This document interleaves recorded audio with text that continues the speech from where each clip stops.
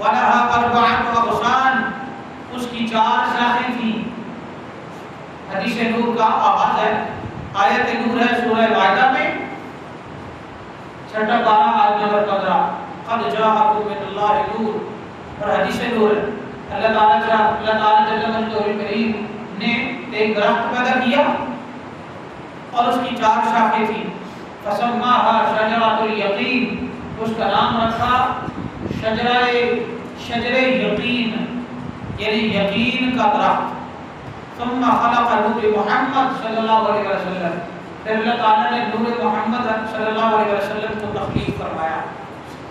یہی فرمان ایک اور حدیث میں ہے، اس میں یہ ہے کہ اللہ رب العالمین نے سب سے پہلے نور محمد صلی اللہ علیہ وسلم کو تخلیق فرمایا، پھر اس نور کے لیے ایک درخت پیدا کیا، اس درخت کا نام رکھا شجر یقین، اس کی 4 شاخیں تھیں، یعنی 4 ٹہنیاں تھیں۔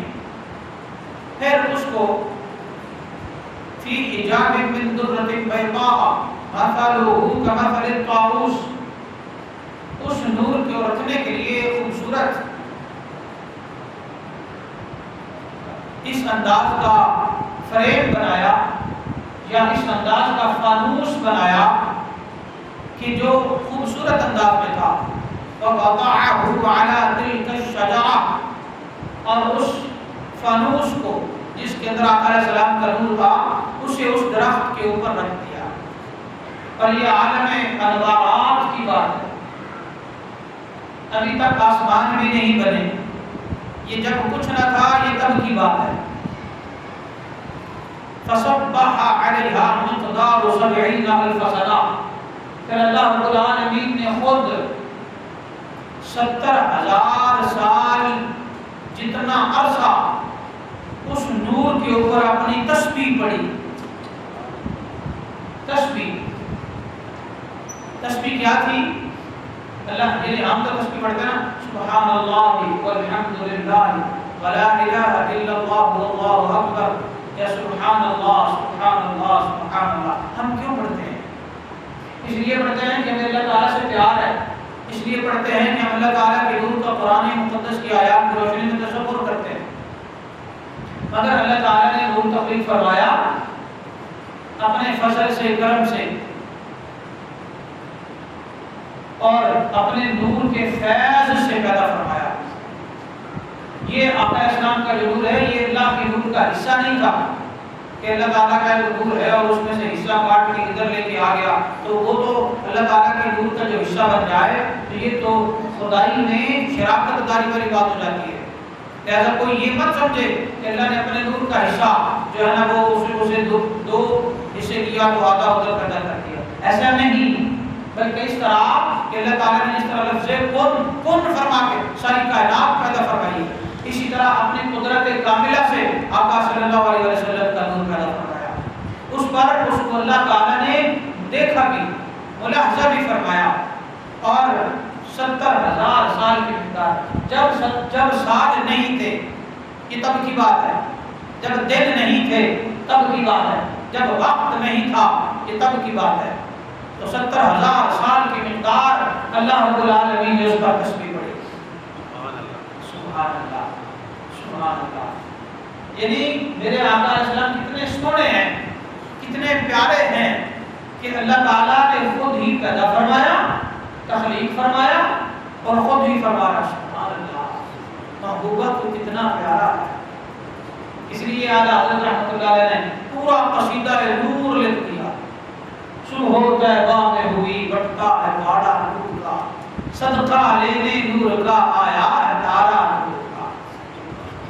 تو اگلی بات، ثم خلق مرآة الحیاء، پھر اللہ رب العالمین نے حیا کا شیشہ پیدا فرمایا۔ شیشہ تب پیدا ہوا تھا، آپ اندازہ کریں کہ شیشہ کب سے ہے؟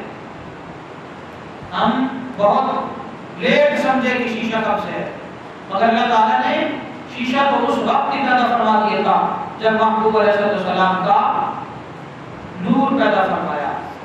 اب آپ اندازہ کر لیں کہ کس انداز سے اللہ تعالیٰ نے اہتمام کیے ہیں اپنے نبی علیہ السلام کے لیے۔ آقا صلی اللہ علیہ وسلم کے لیے اللہ تعالیٰ اہتمام اہتمام فرماتا ہے، ہر چیز کا اہتمام. اور ہم اگر میلاد کا اہتمام کرنا شروع کر دیں تو بہت ساری مخلوق کو تکلیف ہونا شروع ہو جاتی ہے. نہیں یہ تو بدعت ہے، یہ تو کہیں سے ثابت نہیں، یہ تو کہیں لکھا ہوا ہی نہیں. ارے تو کہیں نہیں لکھا ہوگا، نبی کا میلاد تو ہر جگہ لکھا ہوا ہے، تیرا شمار کسی اور چیز میں نہیں ہوگا. اللہ کے نبی کا میلاد اور آمد اور عظمت آسمانوں کے کنگروں سے لے کر تحت الثری تک ساری کائنات جانتی ہے. اس لیے پھر اب الحیا کو پیدا کیا، حیا کا شیشہ، وضعها باستقباله، اس شیشے کو نبی علیہ السلام کے نور کے سامنے رکھ دیا. پھر کیا ہوا؟ فلما نظر الطاؤوس فيها، پھر اس خوبصورت نور نے شیشے میں دیکھا. کب دیکھا؟ 70,000 سال کے وقت گزرنے کے بعد. یہ صرف مقدار کے طور پہ آپ کو سمجھانے کے لیے بتا رہا ہوں، مگر نہ تب تو وقت نہیں تھا. پھر اس نے اس شیشے کے اندر 70,000 سال تک اللہ نے اس پر تسبیح پڑھی. کس پر بولا؟ بولیے نا کس پر؟ نور محمد پر، ہمارے نبی علیہ السلام کے نور پر اللہ نے 70,000 سال تسبیح پڑھی. اور پھر فرمایا اب دیکھ تو شیشے میں، اب دیکھ تو کیسا ہے. سبحان اللہ، سبحان اللہ. یہ تو وہ بات ہوگی نا جو حضرت حسان رضی اللہ تعالیٰ عنہ نے عرض کیا تھا آقا علیہ السلام کی بارگاہ میں، یا رسول اللہ خلقت مبرأ من کل عیب. یا رسول اللہ آپ ہر عیب سے پاک پیدا کیے گئے. کأنک قد خلقت کما تشاء. یا رسول اللہ آپ اس طرح پیدا کیے گئے جیسے کہ آپ نے چاہا تھا کہ ربا مجھے یوں بنانا، جس طرح آپ کہتے گئے یوں اللہ آپ کو بناتا گیا. سبحان اللہ، سبحان اللہ. اس لیے آپ کائنات میں سب سے زیادہ حسین و جمیل ہیں. آپ جیسا پڑھ کر تو ممکن ہی نہیں، آپ جیسا کبھی خوبصورت کبھی تھا نہ ہے نہ ہوگا. کیونکہ اللہ نے جب آپ کا نور بنایا تو اس نور مبارک پر خود تسبیح پڑھی، خود راضی ہوتا رہا. تو جس کو بنا کہ اللہ خود راضی ہو اور 70,000 سال کی مقدار اس پر خود سلام پڑھے، اس پر خود تسبیحیں پڑھے اور کہے کتنا پیارا ہے، کتنا حسین ہے، کتنا سونا ہے، تو آپ اس محبوب کے حسن کا اندازہ کر لیں. پھر اس شیشے کو سامنے رکھا تو فرمایا اب دیکھو اس میں رہا صورتہ احسن صورتہ وازین ہیئتہ. پھر اس محبوب علیہ السلام کے نور نے شیشے میں دیکھا. جب دیکھا تو اپنے آپ کو بہت زیادہ خوبصورت پایا، بہت زیادہ خوبصورت پایا. اتنا زیادہ احسن صورت ہے، جیسا کہ سب سے زیادہ خوبصورت ہوتا ہے وہ آقا علیہ السلام نے اپنے نور کو دیکھا. تو یہاں قصیدہ نور لکھتے ہیں جناب کی نصیر الدین نصیر رحمۃ اللہ علیہ کہ ڈالی ڈالی نور کی ہے پتا پتا نور کا. ڈالی ڈالی نور کی ہے پتا پتا نور کا، بوٹا بوٹا نور کا ہے، اونچا اونچا نور کا.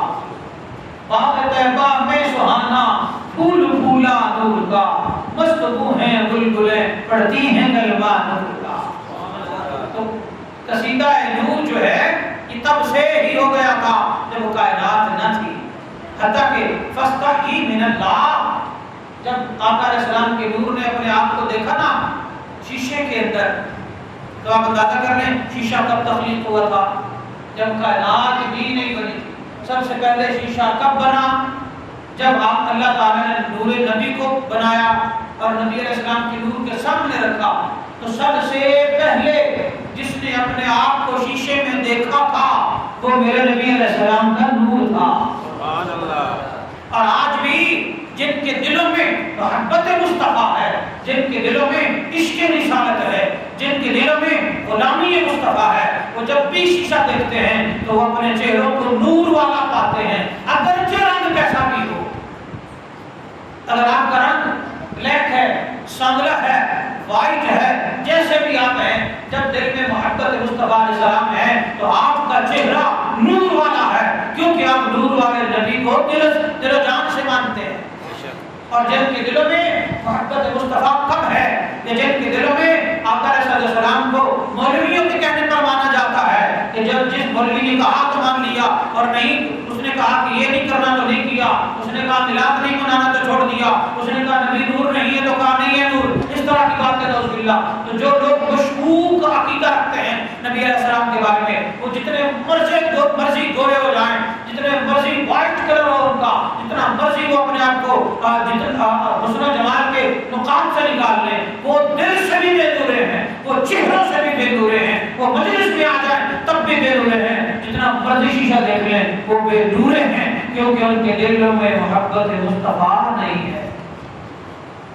یہی وجہ ہے کہ میلاد کا مہینہ آیا، اپنے دلوں سے نکل آئے، ہر جگہ ویڈیوز مل رہی، سوشل میڈیا پر ایک طوفان برپا ہے، بڑے بڑے ملا یہ کہتے ہوئے نظر آ رہے ہیں میلاد تو کہیں ثابت ہی نہیں، نہیں بنا رہے ہو، یہ تو بدعت ہے۔ میں نے کہا تو خود بدعت ہو، میلاد بدعت نہیں ہے۔ میلاد تو دیکھو حدیثوں میں ہے، آقا علیہ السلام کے میلاد کی ذکر تو ہے ہی کتابوں میں، مگر میلاد نور تخلیق نور مصطفیٰ کا ذکر بھی قرآن میں بھی ہے اور حدیث میں بھی ہے۔ تو آپ اندازہ کریں رب نے جب سے تخلیق کرنا شروع کیا تھا نا، تب سے ہی میرے محبوب کے چرچے کر دیے تھے۔ اب جب نور محمدی نے اپنے آپ کو دیکھا تو اس کے بعد فاستحی من اللہ، اللہ سے حیا آ گئی، ربا تو نے مجھے اتنا پیارا بنایا ہے، تو نے مجھے اتنا سوہنا بنایا ہے۔ بس جب اللہ سے حیا آئی تو سجدہ شکر میں گر گئے۔ فسجد 5 مرات، نبی علیہ السلام کے نور نے 5 سجدے کیے، سجدہ آئے شکر۔ تو وہ جو 5 سجدے کیے تھے، فصارت تلک السجدات فرضا مؤقتا، تو وہ جو فرض سجدے تھے، یہ جو آج ہمارے فرض نمازیں ہیں، وہ آقا علیہ السلام کے سجدہ شکر کے بدلے ہیں۔ آقا علیہ السلام نے 5 شکرانے کے سجدے کیے کہ ربا تو نے مجھے کتنا خوبصورت بنایا ہے اور کتنا حسین و جمیل بنایا ہے۔ تو سجدہ شکر جب کیے 5، اللہ تعالیٰ نے فرمایا محبوبہ یہ جو شکرانے کے سجدے ہیں یہ میں تیری امت میں فرض نمازیں کر کے بھجوا دوں گا، تاکہ تیرے نور کو ماننے والے جو امتی ہیں وہ 5 وقت نمازیں ادا کیا کریں۔ سبحان اللہ۔ اور اس یہی وجہ ہے کہ جو 5 وقت کی نماز ادا کرتا ہے تو وہ وضو بھی کرتا ہے، تو اس کے 5 کلیان یعنی جسم کے 5 اعضاء حدیث مبارکہ ہے صبح قیامت 14ویں رات کے چاند سے بھی زیادہ چمکتے ہوں گے۔ سبحان اللہ۔ آپ کا چہرہ، آپ کے مسے والا سر، آپ کے بازو، آپ کے پاؤں یہ چمک رہے، آپ کی گردن اس سے نور نکل رہا ہوگا۔ وجہ یہ ہے کہ آپ نے نور والے نبی کے سجدہ نور کے شکرانے میں 5 وقت نماز ادا کی ہے اور پھر وضو بھی کیا ہے۔ رب کائنات نے اس کے بدلے میں صبح قیامت آپ کے ان 5 کلیان کو روشن کر دینا ہے۔ یہ حدیث ہے۔ اور قصیدہ نور میں تاجدار گولنا کے پوتے فرماتے ہیں جشن نورانی ہے ہر جانب، ہے چرچا نور کا، جشن نورانی ہے ہر جانب، ہے چرچا نور کا، انجمن آرا ہوا مکان کعبہ نور کا۔ ہائے ہائے بڑی گہری بات ہے۔ انجمن آرا ہوا مکہ میں کعبہ نور کا، ماہ حق تشریف لایا بن کے قبلہ نور کا، 12ویں کے چاند کا مجرا ہے سجدہ نور کا، 12 برجوں سے جھکا ایک ایک ستارہ نور کا۔ بہت ہی خوبصورت بات۔ ادھر قصیدہ نور حدیث سے بیان ہو رہا ہے اور ادھر قصیدہ نور اعلیٰ حضرت رحمۃ اللہ علیہ کا کلام اور جو تضمین لکھی ہے وہ بھی نصیر الدین نصیر رحمۃ اللہ علیہ ہے، تو کمال کر دیا۔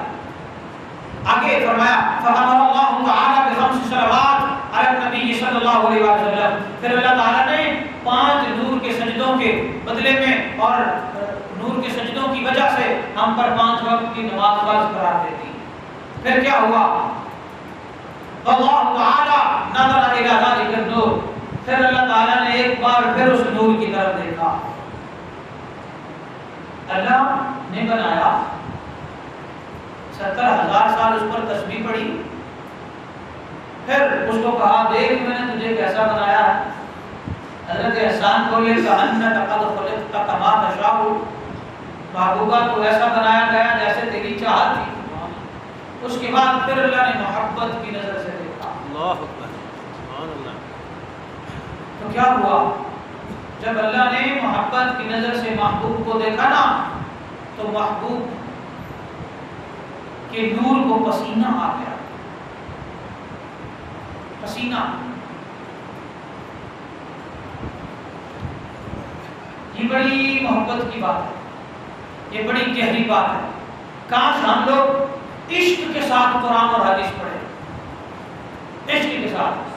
سید شبیر حسین شاہ آبادی رحمۃ اللہ علیہ پڑھا کرتے تھے کہ بے عشق نبی پڑھتے ہیں جو بخاری، آتا ہے بخار ان کو نہیں آتی بخاری۔ تو یہ وہ حدیثیں ہیں، اور محبوب علیہ السلام کی جو عظمت ہے وہ ہے کہ جس کو آقا علیہ السلام کے عشق کے ساتھ پڑھا جائے تب جا کے بات سمجھ آتی ہے۔ اگر دل میں منافقت رکھ کے پڑھا جائے پھر بات سمجھ نہیں آتی۔ اور جو بھی منافقت رکھ کے کنجوس اور تنگ دلی سے محبوب کا ذکر کرتے اور پڑھتے ہیں وہ بے نورے رہتے ہیں، کیونکہ یہ عشق کی وادی ہے، اور عشق کی وادیوں میں غوطہ زن ہونے کے لیے اپنے اندر عشق ہونا ضروری ہے۔ تو فرماتے ہیں حضرت بن نصیر الدین نصیر رحمۃ اللہ علیہ، دونوں عالم کی ہر ایک شے پر سکہ نور کا۔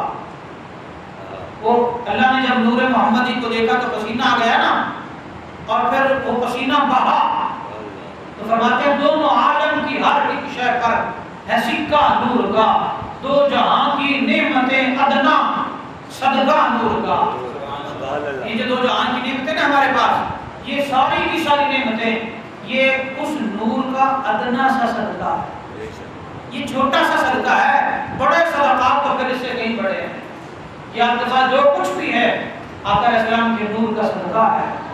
ان کے بحر لطف سے کوثر ہے قطرہ نور کا، یعنی ان کا جو محبت کا سمندر ہے نا، محبت مصطفیٰ اور نور محمدی کے سمندر کا ایک قطرہ اگر یہ لائے تو وہ آب کوثر ہے۔ اب اندازہ کریں اتنا بڑا کمال ہے۔ اور پھر کہتے ہیں کہ ان کے قصر قدر سے خلد ایک کمرہ نور کا، سدرہ پائیں باغ میں ننا سا پودا نور کا۔ تو اگلی بات، جب آقا رسول اللہ علیہ وسلم کی طرف اللہ نے دیکھا تو پسینہ آ گیا، حیا من اللہ، اللہ سے حیا کرتے ہوئے نور محمدی کو پسینہ آ گیا۔ پھر فمن عرق رأسہ خلق الملائکہ، جو پسینہ سر نور کے سر انور سے گرا اس سے فرشتے پیدا کیے گئے۔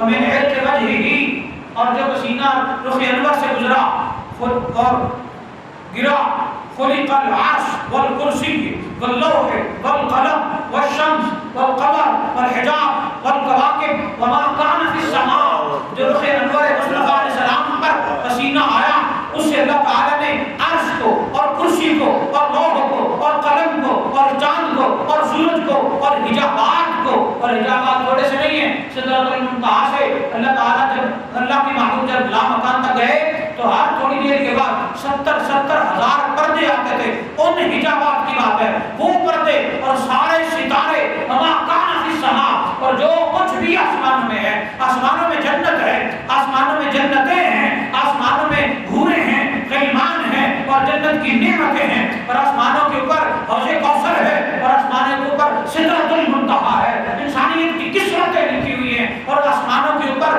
بہت ایسے جہان ہیں کہ یہ جہان ان سب کے سامنے چھوٹا ہے۔ اللہ رب العالمین نے نبی علیہ السلام کے رخ انور کے پسینے سے یہ کائنات کی ساری چیزوں کو پیدا کیا۔ سبحان اللہ۔ اور یہ بات حدیث کی ہے، اور یہ بات حدیث نور کی ہے، اس لیے آپ اندازہ کریں کس انداز سے اللہ رب العالمین نے اپنے محبوب علیہ السلام پر کرم فرمایا۔ مجھے یہاں شعر یاد آ رہا ہے، وہ اکثر میں پڑھا بھی کرتا ہوں، ابھی ہم پڑھتے ہیں لیکن انشاءاللہ۔ تو اللہ پتہ چلا کہ یہ ساری چیزیں نبی علیہ السلام کے نور کا صدقہ بنی ہیں، صرف صدقہ نہیں، نور کے پسینے سے بنی ہے۔ تو جب یہ ساری کائنات کی چیزیں نور کے پسینے سے بنی ہیں، تو پھر جب اس نبی علیہ السلام کے میلاد کا ذکر آ جائے تو ہمیں کنجوسی کرنی چاہیے؟ ہمیں جلوس کے بارے میں تحقیق کرنی چاہیے کہ یہ جائز ہے یا نہیں؟ آپ اپنی اولاد کے شادی کے وقت تو نہیں کرتے، اپنی دفتر میں خوشی سیلیبریٹ کرتے وقت تو نہیں کرتے۔ تحقیق، اور جو حدیثوں سے ثابت ہے، جو قرآن سے ثابت ہے، اس کے لیے تحقیق عمل پڑ جاتے ہیں۔ حتیٰ کہ یہ کہا جاتا ہے کہ نبی علیہ السلام کا میلاد منانا بدعت ہے۔ میں حیران اس بات سے ہوا، حیران اس بات سے کہ پچھلا ایک ہفتہ ہو گیا ہے جو میلاد کی مخالف پارٹی ہے پاکستان اور ہندوستان میں، وہ زور لگا رہے ہیں کہ لوگوں میلاد مت منانا۔ ایسی ایکٹنگ ہو گئے جیسے کہ پتہ نہیں کوئی بہت بڑا غلط کام ہونے جا رہا ہے، نعوذ باللہ من ذالک۔ جسٹس تقی عثمانی، بہت بڑا نام ہے علماء دیوبند میں، وہ کہہ رہے ہیں میلاد نہ مناؤ، یہ بدعت ہے۔ یعنی علماء دیوبند سارے یہ کہہ رہے ہیں کہ میلاد نہ مناؤ، سوائے مولانا طارق جمیل صاحب کے، انہوں نے نہیں کہا، انہوں نے کہا مناؤ۔ اور ادھر حال یہ ہے کہ وزیر مذہبی امور جو پاکستان کا ہے وہ ان کا اپنا بندہ ہے، اس کے زیر نگرانی 11 اور 12 ربیع الاول کو سیرت کانفرنس ہو رہی ہے، اور وہ بھی میلاد کانفرنس ہے، اس کو ہیڈ بھی کیا جا رہا ہے، اور ادھر میلاد منانے سے منع بھی کیا جا رہا ہے۔ جتنے بھی اہل حدیث ہے پاکستان کے اندر اور دنیا بھر میں اردو دان طبقہ بیٹھا ہوا ہے، سارے کے سارے یہ کہہ رہے ہیں میلاد مت مناؤ، کیونکہ یہ بدعت ہے۔ اور اگر میں بدعت کا مطلب کیا ہوتا ہے؟ نئی ایجاد، دین کے اندر ایسا کام ایجاد کرنا جو کہ پہلے سے نہ ہو، جو کہ سنت سے ثابت نہ ہو، تو یہ وہ بدعت ہوتا ہے۔ اچھا ٹھیک ہو گیا۔ میں اگر آپ کو بدعت کی بات سمجھانا چاہوں تو ہماری آج کی ساری اسلامی زندگی بدعت ہے۔ آپ مسجد الحرام سے لے کر جامع مسجد چودھریاں تک آپ تصور کریں کہ اگر سنت والی مسجد میں آپ نے نماز پڑھنی ہے تو پھر رکھیں کچا فرش، یہ کیوں ڈالا ہوا ہے؟ یہ سجاوٹ، یہ پنکھے، یہ اے سی، یہ گیزر، یہ گرم پانی، یہ آسائشیں، یہ نبی علیہ السلام کے دور میں تو نہیں تھی۔ یہ محراب بھی نہیں تھا آقا علیہ السلام کے دور میں۔ یہ مسجد کے اوپر جو مینار ہیں وہ بھی آقا علیہ السلام کے دور میں نہیں تھے، سنت سے ثابت نہیں ہیں۔ یہ اتنی پکی کنکریٹ کی چھت، لنٹر ڈالے ہوئے ہم نے، یہ بھی نہیں تھے۔ کھجور کی ٹہنیوں سے بنی ہوئی مسجد نبوی کی چھت ہوتی تھی۔ پھر تو آپ کی مسجد بھی بدعت ہے، یہ نئی ایجاد ہے، ختم کر دو اسے۔ پھر کیا آپ اور پورے بیت اللہ اور مسجد نبوی سے لے کر پوری دنیا کی جو مساجد ہیں وہ کیا بدعت ہو گئی ہے؟ یا کیا وہ خلاف سنت ہے؟ اور اگر وہ خلاف سنت ہیں تو کیا ان کے اندر نماز جائز ہے؟ اگر ان کے فتوے یا اصول کو دیکھا جائے تو وہ جائز نہیں ہے، جبکہ ان کا فتویٰ مبنی بر شرع ہے، شرع پر مبنی ہے، خیر پر نہیں۔ خیر والا فتویٰ یہ ہے، اور وہ کسی مولوی صاحب کا نہیں، قرآن کا اور حدیث کا ہے۔ قرآن مقدس کی 19 آیات طیبات آقا علیہ السلام کے میلاد پر گواہ ہیں۔ اللہ اکبر۔ حدیث مبارکہ یہ میرے سامنے حدیث نور ہے، حدیث نور، آپ پوری حدیث نور 6 جملے لگے تھے بیان کرتے ہوئے، آقا صلی اللہ علیہ وسلم کے میلاد پر گواہ ہے۔ یہ 700 سال پرانی لکھی گئی کتاب الحاوی للفتاوی امام جلال الدین سیوطی رحمۃ اللہ علیہ نے لکھی، اور اس کتاب کا باب ہے حسن المقصد فی عمل المولد، کہ میلاد منانا ایک اچھا مقصد ہے اور ایک اچھا خوبصورت عمل ہے، لہذا میلاد منایا کرو۔ یہ 700 سال پہلے باقاعدہ میلاد کی حکمت بیان کی گئی، تب تو یہ اللہ پیدا بھی نہیں ہوئے تھے، ان کے دادا بھی پیدا نہیں ہوئے تھے، لہذا جب بھی کوئی بندہ آپ کو میلاد کے خلاف بات کرتا ہوا نظر آئے اس کی بات مت سنیں، مت سنیں، وہ شر کے سوا کچھ نہیں۔ اور بدعت کی تعریف یہ ہے کہ بدعت 2 طرح کی ہے، بدعت حسنہ، بدعت سیئہ۔ اچھی بدعت اور بری بدعت، یعنی ایسی ایجاد جو اچھی ہے اور ایسی ایجاد جو بری ہے. تو اچھی ایجاد وہ ہے جس سے اسلام کی عزت میں اضافہ ہو، اور بری ایجاد وہ ہے جس میں اسلام کی عزت گھٹے. تو آپ بتاؤ، لاکھوں لوگ نبی علیہ السلام کے میلاد کا جلوس لے کر نکلتے ہیں، تو اس میں اسلام کی عظمت ہے یا بےزتی ہے؟ سبحان اللہ، عظمت ہے کہ سب جھنڈے اٹھائے ہوئے ہیں اور الصلوۃ والسلام علیک یا رسول اللہ کی صدائیں جاری ہیں، لوگ خوشبو لگائے ہوئے ہیں اور درود و سلام پڑھا جا رہا ہے اور آقا علیہ السلام کے نام کا جلوس نکالا جا رہا ہے. 100% جائز، اور اس میں اسلام کی عظمت ہے.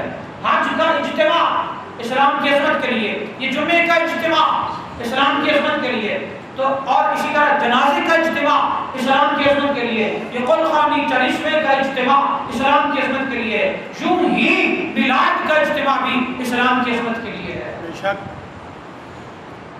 اور میں یہاں ایک بات اور بتاتا چلوں کہ میلاد کے جلوس میں جو لوگ غلط انداز بناتے ہیں، آج کل ڈھول ڈھماکا، عورتوں کا بیچ میں گھس جانا، بے پردگی کرنا، لڑکوں کا جاہل ملندوں کا ڈانس کرنا اور اس طرح کے انداز اپنانا کہ جن کی وجہ سے میلاد کے جلوس کی شان گھٹتی ہے، یہ سراسر حرام ہے، یہ ناجائز ہے، یہ غلط ہے. اسلام ان کی اجازت نہیں دیتا.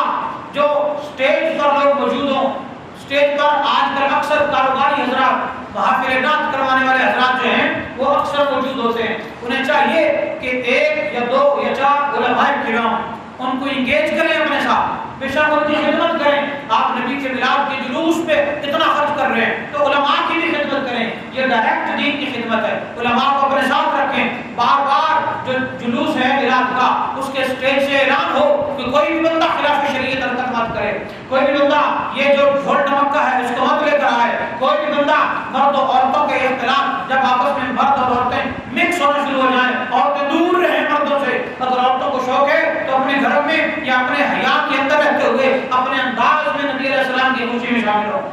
کوئی ایسی حرکت نہ کی جائے جو خلاف شریعت ہے، کوئی ایسی حرکت نہ کی جائے جو اللہ کے نبی کو ناراض کر دے، کوئی ایسا کام نہ کیا جائے جو اللہ تعالیٰ کے نبی کے لیے ناپسندیدگی کا سبب ہو، کوئی ایسا کام نہ کیا جائے جو خلاف شریعت ہو. اور بعد میں پھر میلاد والے آقا علیہ السلام کے نام پر میلاد کا جلوس نکالنے والوں کو تانا کے طور پر وہ بات کہی جائے.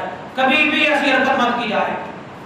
انتظامیہ والے حضرات، پولیس والے احباب، میلاد کمیٹیوں کے جو ممبران ہیں اور جو صدور ہیں، جو چیئرمین ہیں، ان کا یہ فرض ہے کہ 2-4 دفعہ کہنے سے بات نہیں بنتی.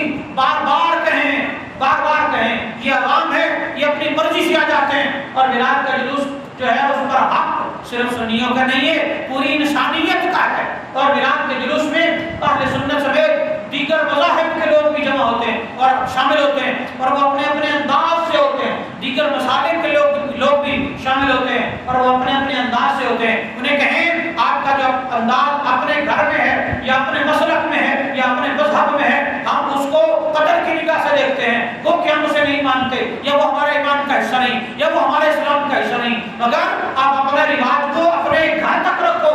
میلاد کے جلوس میں اگر شامل ہونا ہے تو پھر میرے نبی علیہ السلام پر درود و سلام پڑھتے ہوئے شامل ہو، لبیک یا رسول اللہ کے نعرے لگاتے ہوئے شامل ہو، تاکہ پتہ چلے کہ عشق والے اور امن والے اور محبت والے اور رحمت والے نبی کے میلاد کا جلوس ہے. میں آپ کو بتاؤں، کل یمن کے چیف آف آرمی اسٹاف نے کمال کر دیا، کمال کر دیا.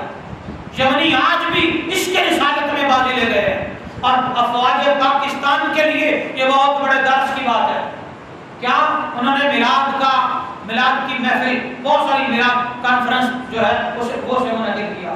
یعنی یمن کی فوج نے میلاد کانفرنس کا انعقاد کیا، اور انعقاد کر کے چیف آف آرمی اسٹاف سمیت تمام بڑے بڑے چیفز اور تمام بڑے بڑے آفیسر اور ہر عہدیدار جو میلاد کے اس کانفرنس میں شامل تھا، اس کے گلے میں ایک سبز رنگ کی پٹی تھی. اس پٹی پر لکھا ہوا تھا لبیک یا رسول اللہ، لبیک یا رسول اللہ، لبیک یا رسول اللہ. میں نے ہمارے بہت سارے دوست احباب ہیں جو آرمی میں ہیں اور بڑے بڑے عہدوں پر ہیں، میں نے انہیں سینڈ کیا سینڈ کرنے کے بعد میں نے کہا یہ دیکھیں یمن کی فوج، اور صرف فوج نہیں، یمن کے چیف آف آرمی اسٹاف سے لے کر ہر بندہ وہاں پر آقا صلی اللہ علیہ وسلم کو یہ عرض کر رہے ہیں، یا رسول اللہ ہم آج بھی آپ کے دین کے لیے حاضر ہیں، ہم آج بھی آپ کی بارگاہ میں حاضر ہیں، ہم آج بھی یا رسول اللہ کے قائل ہیں، لہذا آپ کو بھی میلاد یوں ہی منانا چاہیے، آپ کو بھی میلاد میں خوشی کا اظہار یوں ہی کرنا چاہیے۔ وجہ یہ ہے کہ آقا علیہ السلام کے میلاد کی خوشی اللہ نے منائی اور اللہ کے فرشتوں نے منائی، قرآن میں بارہا ذکر ہوا، حتیٰ کہ دیگر مسالک کے لوگوں نے بھی اپنی کتابوں میں لکھا، اور اس شاہکان مصطفیٰ علیہ السلام آقا علیہ السلام کے زمانے سے لے کر آج تک میلاد مناتے آ رہے ہیں۔ آج ہمیں بھی اسی انداز سے منانا چاہیے۔ یہ حدیث نور آقا علیہ السلام کے میلاد کا واضح ثبوت ہے، اور آیت نور جو سورہ مائدہ کی آیت نمبر 15 ہے وہ واضح ثبوت ہے آقا علیہ السلام کے میلاد کا۔ آقا علیہ السلام کے آمد پر بیت اللہ شریف سے، بیت اللہ کی دیواروں سے حضرت عبد المطلب نے یہ سنا تھا، ولد المصطفى المختار الذي تهلك بيده الكفار، آج وہ چنے ہوئے اور مختار کل نبی کی ولادت ہو گئی۔ ولد المصطفى، ولادت مصطفیٰ کا ذکر بیت اللہ کی دیواروں نے بھی کیا، اور یہ کہا وہ محبوب آ گیا ہے جس کے سامنے کفار کا شر مٹ کر رہ جائے گا۔ اسی طرح آقا علیہ السلام تشریف لائے تو فارس کا آتش کدہ جو 1000 سال سے نہیں بجھا تھا وہ بالکل یکدم بجھ گیا، اور اس زمانے کی سپر پاور جو ہے وہ ایران کے اندر اس کے 14 کنگرے گر گئے، 14 کنگرے، اور ان کے محلات کے اندر دراڑیں آ گئی، ان کے جو بڑے بڑے تخت تھے وہ رات کو سیدھے رکھ کے سوئے تھے، وہ اونٹے گرے ہوئے تھے۔ بیت اللہ شریف اور دیگر جگہ پر جو بت تھے وہ بھی اونٹے منہ گرے ہوئے تھے۔ مصطفیٰ علیہ السلام کی آمد پر آپ حدیث کو دیکھ لیں اٹھا کر، اور سیرت کی کتابوں کو اٹھا کر دیکھ لیں، آقا علیہ السلام کی آمد پر کوئی ایک بیٹی بھی پورا سال قتل نہیں کی گئی۔ آمد مصطفیٰ کی خوشی میں اللہ رب العالمین نے ہر سارا سال جس عورت کو بھی اولاد دی ہے اسے بیٹا عطا فرمایا ہے۔ آقا صلی اللہ علیہ وسلم کی آمد کی خوشی میں جو اس دن جو سورج نکلا تھا 12 ربیع الاول کا، اس سورج نے آگ نہیں برسائی، اس کے اندر گرمی نہیں تھی۔ آپ حدیث کی کتابیں اٹھا کر دیکھیں، حتیٰ کہ الحامل الفتاوی کے اندر بھی موجود ہے، اس دن کے سورج نے نور کا لباس پہنا ہوا تھا، اور سارا دن وہ سورج نور برساتا رہا، کیونکہ نور والے نبی کی آمد جو ہو گئی۔ اس لیے ہم کہتے ہیں وہ حسینوں میں حسین سے کہ محبوب خدا ٹھہرے۔ آخری بات سے پڑھ لو، اس کے بعد اجازت۔ وہ حسینوں